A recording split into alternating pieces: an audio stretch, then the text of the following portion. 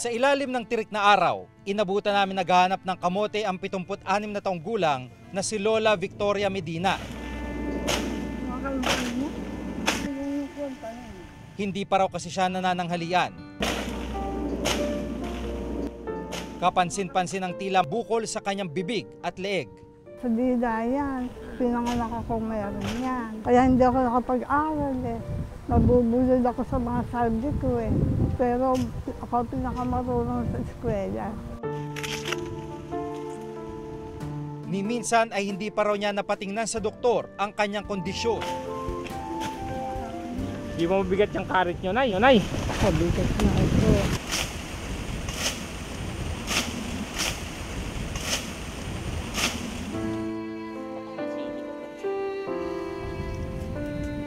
Hiningal na si Lola Victoria sa kahanap pero wala siyang nakitang kamote. Mag-isang naninirahan si Lola Victoria sa maliit na kubong ito sa gitna ng malawak na bukirin. May sariling pamilya na ang kanyang 4 na anak. Bakit di na lang kayo sumama sa mga anak nyo? Ayoko nga hindi ko man kasundo yung mga manugang ko. Doon sa gilid namin bayan, sa Piñaranda, may mga tubana doon pupunta ako sa tumana, makikipagdamuhan ako. Tapos, dadamo ako doon, uwi ako sa gabi na, hapon na. Bakit daw ako pagdating sa higa na lang daw ako ng higa? Sabi naman manugang ko, paano kayo pagod na ako, kasi nahirap na ako. Hindi na ako kakain yun. Kaya siya nang dumidiskarte para may makain sa araw-araw. Mabuti na lang at nabigyan siya ng instant noodles ng isang malapit na kaibigan.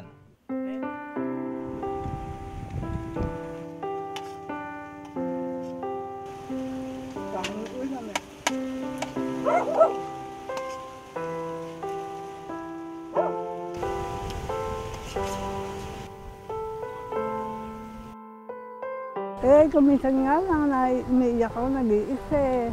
Paano malulungkot ka? Ala ka namang sasandla ka ng iba.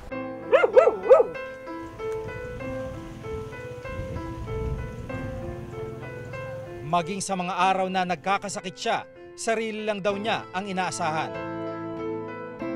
Hindi ako natatakot. Niladnat ako dyan. Pero niladnat, sasabag ko kung tayo, nag-iisa ako. Basta ako may gamot. Permis na ako.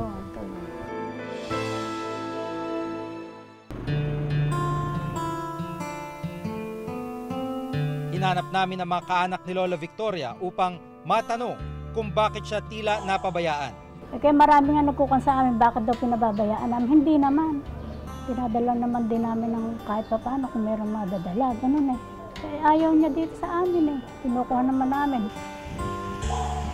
Magtampo ka man, ano pa magagawa natin? May magagawa ka ba doon? Siyempre hindi.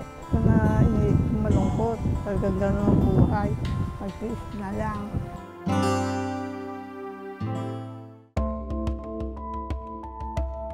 Sa tala ng Department of Social Welfare and Development, sa mahigit 6 na milyong senior citizens sa bansa, tinatayang nasa 1 milyon ang may tuturing na indigent o namumuhay sa ilalim ng poverty line.